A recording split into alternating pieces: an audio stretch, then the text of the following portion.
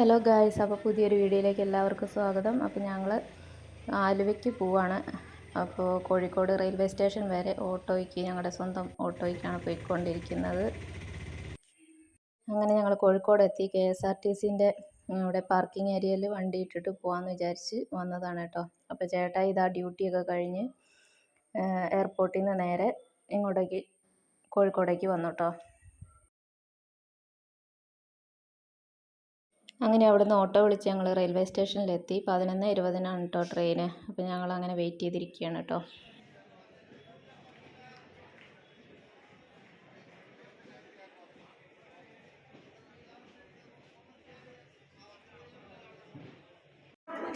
വന്ദേ ഭാരത് പോണുണ്ടോ? അപ്പോൾ അത് കണ്ടപ്പോൾ ഞാൻ വെറുതെ ഒന്ന് വീഡിയോ എടുത്തതാണ് കേട്ടോ. പോണ കാണാൻ നല്ല രസമുണ്ട്. അപ്പോൾ ഞങ്ങൾ ആദ്യമായിട്ട് കാണാണ് വന്ദേ ഭാരത് പോണത്.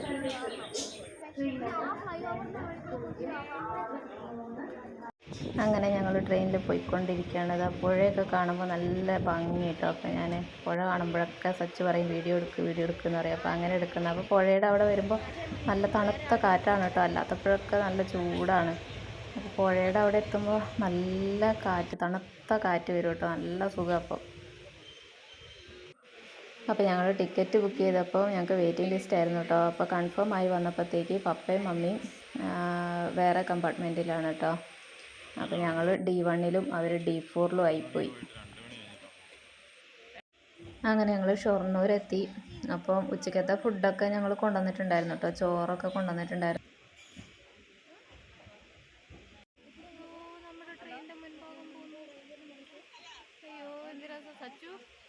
നമ്മുടെ ട്രെയിനിൻ്റെ മുൻഭാഗം തേടാ പോണു.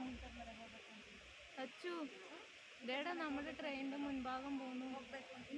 നമ്മുടെ ട്രെയിനിൻ്റെ മുൻഭാഗം പോണോ നോക്കിയേ. എടാ വാടാ ഇവിടെ വന്ന് നോക്കടാ. എനിക്ക് കാറിൽ യാത്ര ചെയ്യുന്നതിനേക്കാൾ കൂടുതൽ ഇഷ്ടം ട്രെയിനിൽ യാത്ര ചെയ്യാനാണ് കേട്ടോ. കാറിൽ യാത്ര ചെയ്ത് കഴിഞ്ഞാൽ എപ്പോഴും ഭയങ്കര ക്ഷീണം തോന്നും. പിന്നെ ഇടയ്ക്ക് ചിലപ്പോൾ ഛർദ്ദിക്കാനൊക്കെ വരുന്നത് പോലെയൊക്കെ അങ്ങനെയൊക്കെ ബുദ്ധിമുട്ടുണ്ടാവാറുണ്ട് കേട്ടോ. അപ്പോൾ അതുകൊണ്ടാണ് ഞങ്ങൾ ട്രെയിനിന് പോകാമെന്ന് വെച്ചത്. ട്രെയിനിൽ പോകുമ്പോൾ ഒരു പ്രശ്നമില്ലല്ലോ, ക്ഷീണമൊന്നും അറിയില്ല. എത്ര യാത്ര ചെയ്താലും കുഴപ്പമില്ല. കാഴ്ചകളൊക്കെ കണ്ട് അങ്ങനെ പോകാമല്ലോ. പിന്നെ പെട്ടെന്ന് എത്തുകയും ചെയ്യും. അപ്പോൾ അങ്ങനെ വിചാരിച്ചിട്ടാണ് ഞങ്ങൾ ട്രെയിനിൽ യാത്ര ചെയ്തത് കേട്ടോ. പിന്നെ ഓട്ടോയിലുള്ള യാത്രയും കുഴപ്പമൊന്നുമില്ല കേട്ടോ. ഓട്ടോയിൽ എത്ര ദൂരം യാത്ര ചെയ്താലും ക്ഷീണം തോന്നാറില്ല കേട്ടോ. അതിനകത്ത് പോയി കഴിഞ്ഞാൽ കാറ്റൊക്കെ അടിച്ചിങ്ങനെ പോകുന്നത് കൊണ്ട് ഒരു ബുദ്ധിമുട്ടും തോന്നാറില്ല. അതുപോലെ തന്നെയാണ് ട്രെയിനിൽ യാത്ര ചെയ്യുമ്പോഴും ഒരു ക്ഷീണമോ അങ്ങനത്തെ ഇതൊന്നും തോന്നാറില്ല കേട്ടോ.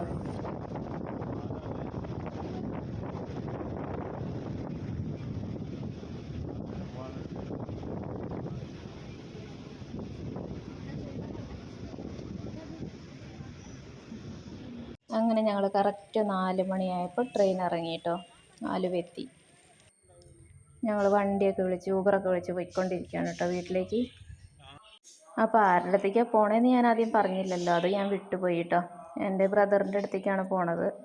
അപ്പം അവർ ഗൾഫിൽ നിന്ന് വന്നു. നാത്തൂനെ ഇവിടെ ആക്കിയിട്ട്, അവൾ പ്രഗ്നൻ്റാണ്. അപ്പം ഡെലിവറിക്ക് വേണ്ടിയിട്ട് അവളെ ഇവിടെ ആക്കിയിട്ട് പോകാൻ വേണ്ടിയിട്ട് അവരെല്ലാവരും കൂടെ വന്നിട്ടുണ്ട്. അപ്പോൾ അവരെ കാണാൻ വേണ്ടി പോവാണ് കേട്ടോ.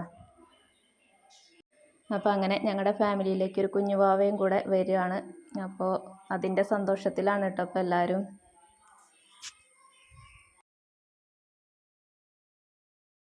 അങ്ങനെ ഞങ്ങൾ വീട്ടിലെത്തി കേട്ടോ. അപ്പോൾ താഴത്ത് തുണിക്കട ഒക്കെയാണ് കേട്ടോ. ഇതിൻ്റെ മുകളിലായിട്ടാണ് വീട്. അപ്പോൾ വന്ന ഉടനെ അവർ കോണിപ്പടിയൊക്കെ കയറി കളി തുടങ്ങി. അപ്പം ലിയമോളും സച്ചും കൂടെ കളി തുടങ്ങിയിട്ടുണ്ട്. അപ്പോൾ ബാക്കി അടുത്ത വീഡിയോയിൽ കാണാം. അതുവരെ ടാറ്റാ.